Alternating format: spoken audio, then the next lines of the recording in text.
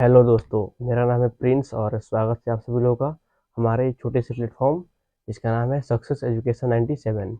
तो कैसे हैं आप लोग? उम्मीद करते हैं बहुत ही बढ़िया होंगे और बहुत ही अच्छे तरीके से बिहार बोर्ड परीक्षा के लिए 2027 के लिए क्लास 10th की तैयारी बढ़िया से कर रहे होंगे। तो जैसा कि हम लोग अभी क्लास स्टार्ट किए हैं कुछ दिन पहले, यानी कि 5-7 दिन पहले, तो और सब वीडियो पहले है, आप लोग जाके मेरे चैनल पर देख लीजिए, उसको लाइक वाइक कर दीजिएगा। ठीक है, अब इसको हम देखते हैं।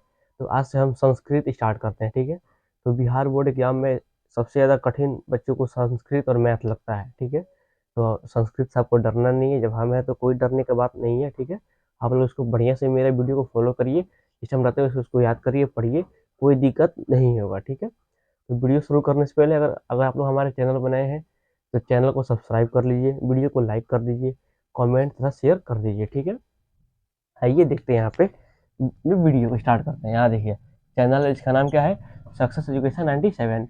बिहार बोर्ड परीक्षा 2027 के लिए क्या है, क्वेश्चन है क्लास 10th के लिए। किसके लिए है?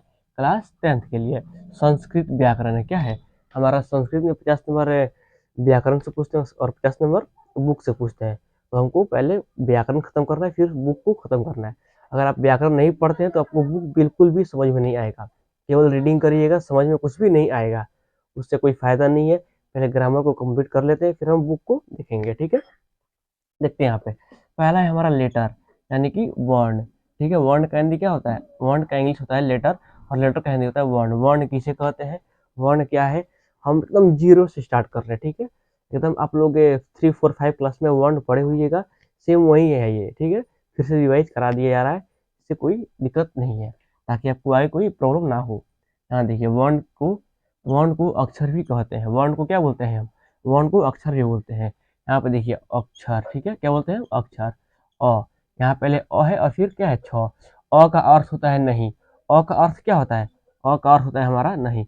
और क्षर का अर्थ क्या होता है हमारा? क्षर का अर्थ होता है खंड। ठीक है, क्षर का अर्थ क्या होता है हमारा? खंड होता है। अ का अर्थ होता है नहीं और क्षर का अर्थ होता है खंड। यही यहाँ पे कह रहा है, वर्ण को अक्षर भी कहते हैं। अ का अर्थ होता है नहीं और क्षर का अर्थ क्या होता है हमारा? खंड होता है। क्या होता है? क्षर का अर्थ हमारा खंड होता है। अर्थात, अब अर्थात में आधा तो होता है, अर्थात वर्ण उस मूल ध्वनि को कहते हैं जिसका खंड या टुकड़ा नहीं होता या फिर नहीं किया जा सकता। वर्ण का टुकड़ा नहीं किया जा सकता, उसको तोड़ नहीं सकते, हम खंड नहीं कर सकते हैं, उसे हम क्या बोलते हैं? उसे हम वर्ण बोलते हैं। क्या बोलते हैं? उसे हम वर्ण बोलते हैं। नोट, यानी कि नोट का हिंदी होता है ध्यान देना। ठीक है, जहाँ पे भी नोट हो आप वहाँ पे बढ़िया खास तरीके से ध्यान दीजिएगा, वहाँ पे बहुत ही इंपॉर्टेंट चीज बताई जाती है। ठीक है, यहाँ देखिए, भाषा की सबसे छोटी इकाई को हम वर्ण कहते हैं। भाषा की सबसे छोटी से छोटी इकाई को हम वर्ण या फिर अक्षर बोलते हैं। ठीक है, वर्ण कितने प्रकार के होते हैं? वर्ण हमारे 2 प्रकार के होते हैं, जो यहाँ पे दिया गया है, स्वर वर्ण और व्यंजन वर्ण। स्वर वर्ण का इंग्लिश होता है वोवेल और व्यंजन वर्ण का इंग्लिश होता है कॉन्सोनेंट्स। ठीक है, आप लोग इसको इंग्लिश ग्रामर में भी पढ़े हुईएगा, वोवेल और कॉन्सोनेंट। ठीक है, और इसका हिंदी होता है स्वर वर्ण और व्यंजन वर्ण। अब हम देखते हैं स्वर वर्ण किसे कहते हैं और व्यंजन वर्ण किसे कहते हैं। यहाँ देखते हैं स्वर वर्ण, तो यहाँ पे हम स्वर वर्ण किसे कहते हैं। ठीक है, यानी स्वर वर्ण का इंग्लिश क्या होता है? वोवेल।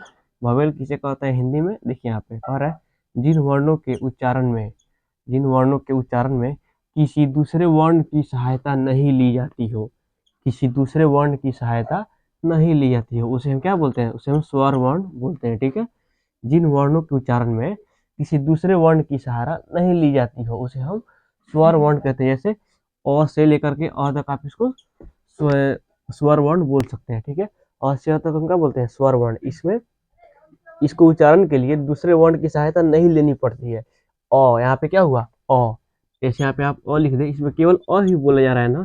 ठीक है, उम्मीद करते हैं आपको ये स्वर वर्ण समझ में आ गया होगा। अब देखते हैं हम व्यंजन वर्ण। ठीक है, यानी कॉन्सोनेंट्स किसे कहते हैं, व्यंजन वर्ण किसे कहते हैं। देखिए यहाँ पे, जिन वर्णों के उच्चारण में किसी दूसरे वर्ण की सहायता ली जाती हो या फिर उसका हेल्प लिया जाता हो, दूसरे वर्ण का सहायता लिया जाता हो, उसे हम व्यंजन वर्ण कहते हैं। ठीक है, व्यंजन वर्ण किसे कहते हैं? जिस वर्णों के उच्चारण में किसी दूसरे वर्णों की सहायता ली जाती हो, उसे हम व्यंजन वर्ण कहते हैं। जैसे क ख यानी कि ज्ञ तक आप इसको कर लीजिए। ठीक है, अब कैसे क हमारा दूसरे वर्ण की सहायता लेता है, यहाँ देखिए क, एक बार बोलिएगा क, यहाँ पे अ का उच्चारण हो रहा है, यहाँ पे आधा क ये हो गया, यहाँ प्लस अ बराबर अब हुआ हमारा क।